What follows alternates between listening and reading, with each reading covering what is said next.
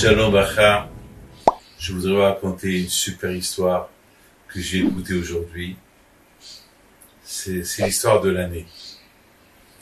Il y a 18 ans, à Paris, j'ai fait un cours de Torah dans une grande synagogue à Paris, à Buffo.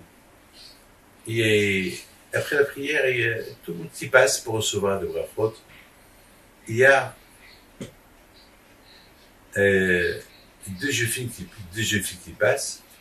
Alors, à une, j'ai dit un bon mazal, que tu te maries, et à l'autre, j'ai dit une bonne santé. Moi, j'ai dit ça sans, beaucoup de fois, j'ai dit une bonne santé. Vous savez, toujours, je dis une bonne santé, je dis ça. Vous savez, moi, j'ai les mots là, quand je dis Hachem, je sais pas, qu'est-ce que chacun y veut. Toi, tu m'aides à ce qui sort de ma bouche, c'est tout. Alors, la jeune fille, elle dit à sa copine, le Rav m'a dit une bonne santé.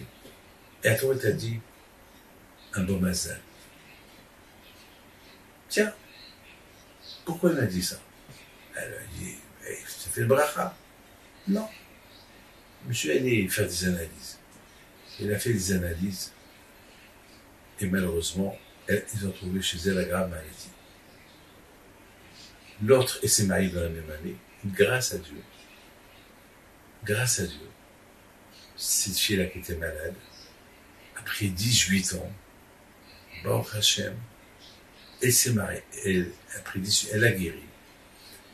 Et il y a à peu près le mois de février, cette année, elle m'a apporté une enveloppe.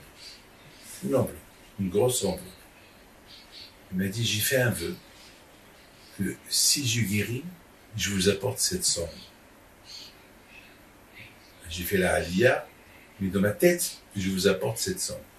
Alors, ça s'est passé le mois de février. Alors je lui ai dit, tu sais quoi? Cette somme-là, j'ai besoin parce qu'il y a un couple, ils n'ont pas les moyens de se marier, je vais leur donner cet argent. Et si Dieu veut, ils puissent refaire Behim Pinto. D'ici Rosh Hashanah, tu m'annonces que tu vas te marier. Eh bien, ils se sont fiancés cette semaine. On vient d'apprendre aujourd'hui qu'il s'est fiancé avec un Bahou Yeshiva, avec un Avrer. Il est un peu âgé, mais Baruch Hashem, elle va se marier. Regardez comment Hakadosh Baruch Hu, c'est ce que j'appelle, la vie c'est un rêve. Et c'est quoi le rêve de chacun de nous? Le rêve de chacun, c'est de se marier. Le rêve de chacun, c'est d'avoir une bonne vie, une belle vie. C'est ça le rêve. C'est ça le rêve. Et c'est pas rien que dormir et faire des cauchemars. Dormir et faire et rêver des bons rêves. Non. Le rêve réel, c'est pas mon rêve. Ah, que je suis bien, que j'ai tout ce qu'il faut, que mes enfants sont dans la Torah. C'est ça le rêve. Maintenant, je vous raconte un vrai rêve.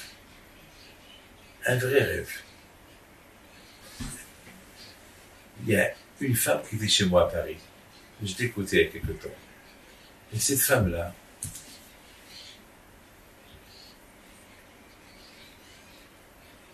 elle avait un problème de santé. Et elle a aussi un problème avec son mari. Et elle a allumé la veilleuse de Rabbi Haim Pinto. Et le soir, elle rêve Rabbi Haim Pinto en personne. Qui lui dit, et elle raconte que j'étais avec Rabbi Haim Pinto. Et que Rabbi Haim Pinto lui dit, n'aie pas peur, je sais que aujourd'hui c'est lundi, je sais que demain c'est mardi, tu as rendez-vous avec mon petit-fils Rabbi David. Il va te dire que lui aussi il est arrivé, que tu n'as rien du tout. Elle se réveille, c'est un rêve. Et effectivement, ce mardi là-bas, elle avait rendez-vous avec moi. Elle est venue. Et Mina Shamaim,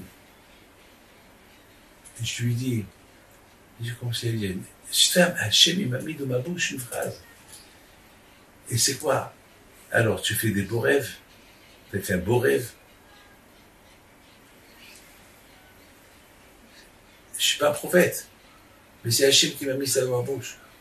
J'étais choqué.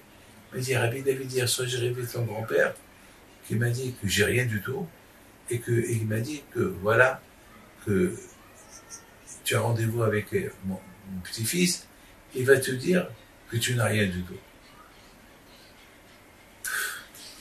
Comment vous comprenez ça? Comment vous comprenez ça? Et mes amis, ceux qui aident Emouna, vous savez, aujourd'hui, il n'y a pas de prophète.